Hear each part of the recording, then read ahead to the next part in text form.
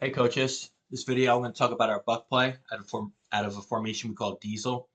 Okay, and I'm also going to show you this play out of our unbalanced diesel formation. Okay, when we say diesel right, tight end always lines up opposite, and our split end slot and our H, they line up to the right. If we said diesel left, it would be switched tight end to the right. We'll put the trips to the field. It's basically like trips formation with a nub tight end. And then I'll show you the formation we run it out of where we actually sneak over our tight end. But let's get into the base way we block it against this. Okay, this is probably our best play this year. It's usually jet sweep or buck are probably our two best plays. Jet sweep, buck, and then post wheel. That's kind of our like 1, 2, 3 combo. So we coming into last year, we wanted to kind of mix up the ways we run buck, basically just running the same play out of multiple formations. And this was a formation. A buddy of mine on our staff who actually calls our offense. He is high school coach, and this is something his team did. So we just kind of took this formation and ran with it. But what I like about it is that it spreads the field while also still giving you a strong box. The biggest reason why, and you'll see on the game film, so I do have several game clips for you. They're misaligned. Defenses just didn't align properly to this formation, especially brought over the extra blocker. It was they misalignment was the biggest thing. This play is good. We had good athletes, but defense was already behind the eight ball because they were misaligned. So let's get into the play. Okay, our front side blocking is gap down backer. Okay, so let's start with our right tackle. Okay, let's move this down. I just started using this program, this Playmaker X. It's pretty cool, but still getting used to it, so bear with me. Okay, a right tackle, play side. Okay, it's going to be gap down backer. No one in his gap, no lineman down, so he's getting out to linebacker. Okay, he's going here. Our center is going to step play side. We're going to base this kid, okay?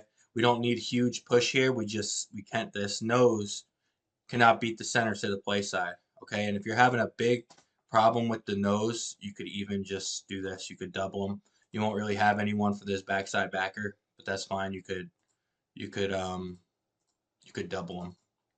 Okay, so our center needs to get a good snap off, step play side, turn his butt, and wall off the play side. Once it shoot up, that's fine. Cannot get beat to the play side shoulder. Okay, our H, we actually like to have him cheat up a little bit more so he gives himself a better angle to down block. And the further back he is, the more steps it takes to get this kid. If this kid's back here, by the time he commits the down block, this end is going to be getting off and we're going to contact here. I'd rather have contact here. You know what I mean? So have him cheat him up, not on the line, but as far back, technically off the line as you can go. That's just how we do it. Okay, and this is a pretty easy block because think about it like this. This DN is taught to watch the ball. And he's going to shoot upfield. So he's not even looking. His head's going to be turned inside that ball snap. Boom. We're going to wash this kid down. Okay. Now we're going to pull our front side guard. He's going to pull. We're going to kick out this edge defender. Okay. They're kind of like a 3-5 or three-man front here, okay, with the outside overhang linebacker, so that's who we're kicking out. So our rules for our kick out player, okay, is we are kicking out the first defender outside of our H, because our H blocking rules is gap down backer too. No one in his inside gap, down, and if there's no one inside gap or no one down, he's getting out to linebacker. But you could see there's no one in his inside gap, but there's a defender down. So he's blocking gap down, he's going to pull, he's kicking the first defender, okay, either head up or outside of our H. Now, here's a coaching point. The aiming point for this right guard needs to be the inside hip, okay, of the defender he's kicking out. We really got to be able to root this kid out. We need to pull right off the butt of these down blocks. Okay, so make sure when they're down blocking, no false steps. Don't come up and then step down. As soon as the ball snap, boom, we right down. You got to take that first good power step, we call it, but first lead, guide step, and then you block down. But aiming point is the inside hip. You got to root this kid out, especially if he's squeezing this. Oops, sorry. I'm getting used to this new program. If this kid squeezes, you got to still be able to root him out. Okay, so we'll change the color here. Let's go red for the kick out. Okay, so tight pull path. We don't want to pull with depth. Okay, our left tackle, he's going to replace the guard. Climb to linebacker if there's no one over. Tight end, he's going to replace the guard. He's going to block down here. Okay. Now, if you want, you could just, if there's no one on his inside gap, you could have the left tackle just base this kid. Okay, what he could do. We had a good tight end. We were able to undercut this. Okay, not cut block, but like really get underneath it and just base this kid. But you very well could just do this. If he's got an overcall, you could block it inside over free.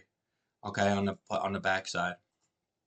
Okay, we've done that a lot in the past too, where we'll just go inside over free. So if there's no one on our inside, we block over. If there's no one on our inside, no one over, we get free. So that would apply to this tight end as well. So here, knock down. Now, there's several different things you can do with this kid. Okay, what we did, you'll see on the film, we only threw to now, I think, like twice all year. Because most of the time they covered them. But yeah, we have a built-in, like you could build in a now RPO to this too. Like if split end's just gonna stalk block here. If you're seeing heavy press man, just have him outside release and run off. But if you're getting off man or corners off, just stalk block them. All right, what we like to do here is have our slot, who's going to be one of our better athletes. Okay, he's going to have the option to catch a now screen. Okay, say they don't match, they keep a defender in the box. If you got 2-on-1 out here, you could take that. And the field's a little compressed here, so I mean, obviously, like these players are crammed into a smaller field, but these receivers are pretty far split out. Okay, this kid's going to be just outside the numbers. Okay, kind of splitting numbers to sidelines, and then the slot's going to be on the top of the numbers here for to the field. Okay, so if they don't match it, you could just have the quarterback throw and turn and throw. It could be a pre-snap RPO. If they don't respect it or they're playing really far off, just have the quarterback catch it, turn. These guys are still always going to run buck. Okay, it doesn't matter. So you could attach a nice now screen RPO to this. More of a pre-snap look, I think, would be best. Okay, if if we want to throw to now, we literally just say now, now, now. If the coaches want to make the call, okay, most of the time we don't let our quarterback read it. We'll make the call. We'll just say now, turn and throw, and then you get an athlete in space. Okay, so now this backside guard, he's gonna wrap for the outside linebacker. Okay, we'll color him orange. Okay, so he's gonna pull. His eye is on that linebacker. Okay, if this linebacker beats him through, don't chase. We just work back, and then if it's zone back, we work up. So we work back and up if we can't get this kid. Okay, so he's gonna pull tight. Okay, and then he's gonna wrap for linebacker. All right, what we're gonna do? Oops. All right. As soon as the ball snapped, he will be the ball carrier, so we'll make him yellow. Okay, as soon as the ball snapped, he's gonna catch it.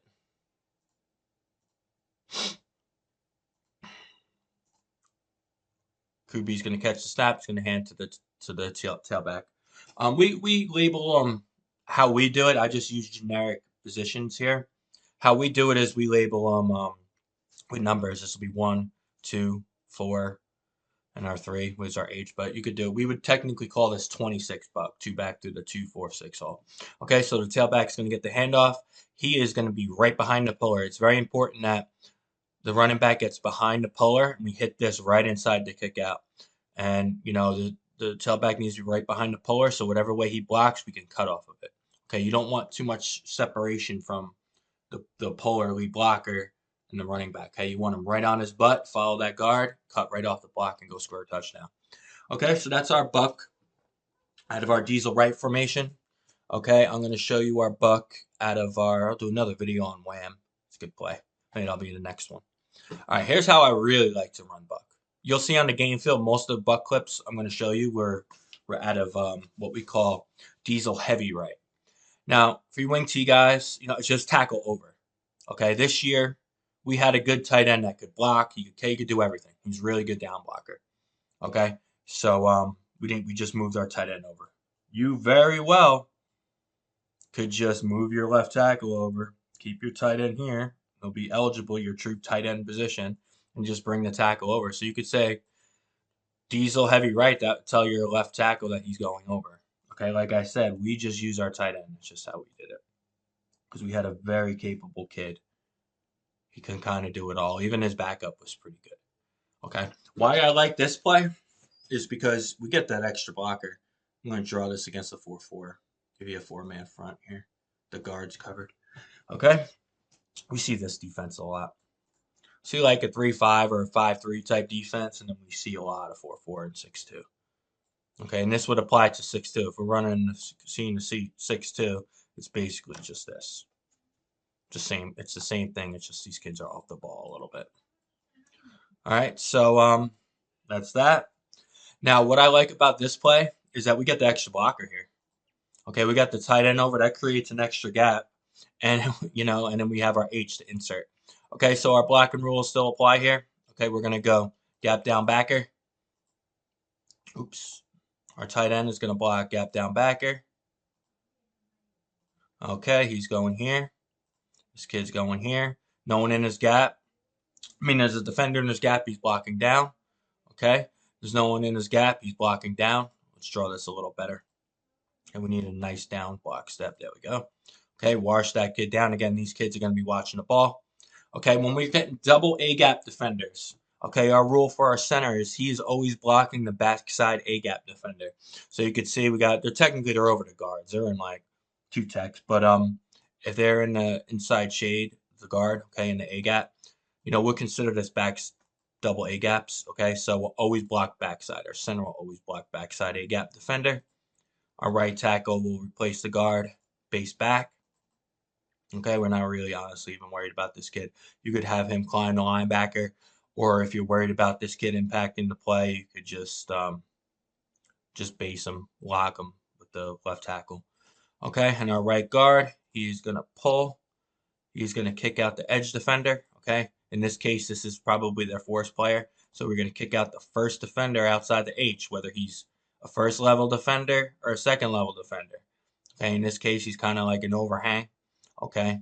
So we want to make him there. If he was a stand-up D end or a linebacker that's on the line of scrimmage, then he would kick him out like this.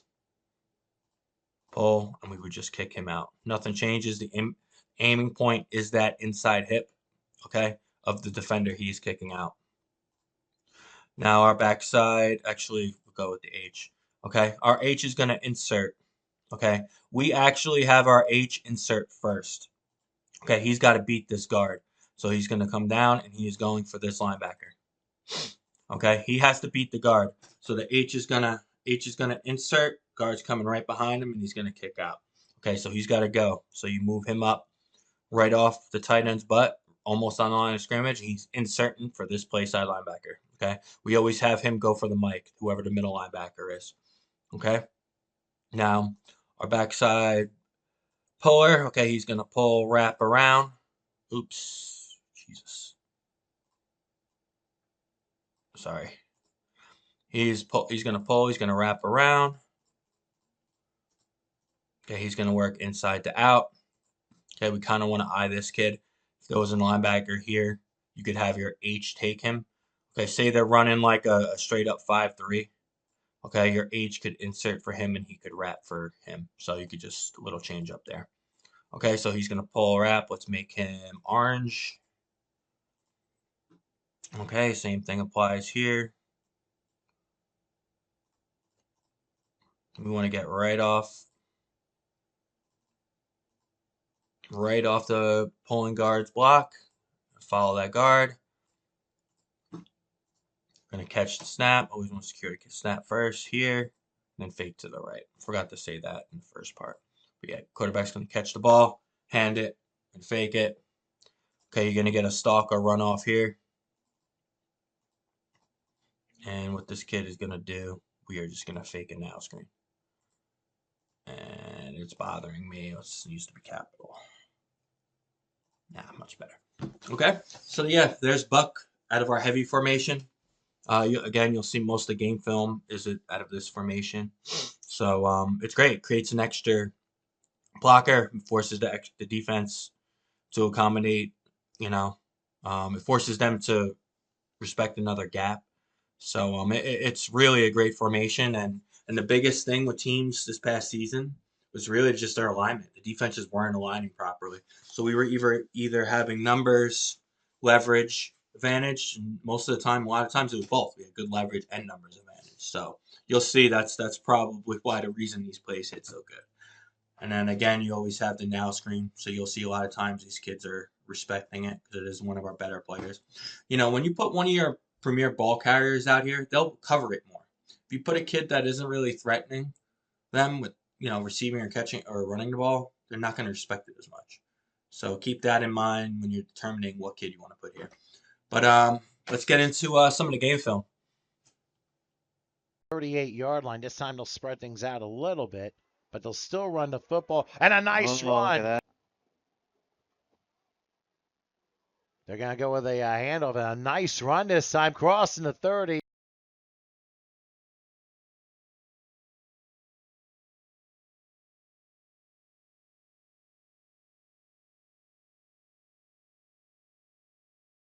Third and 2. What do they call here? An inside handoff for a first down and more. Down to the 40. Ball spot at the 45 of Bridgewater. And they're going to go inside again to the 40.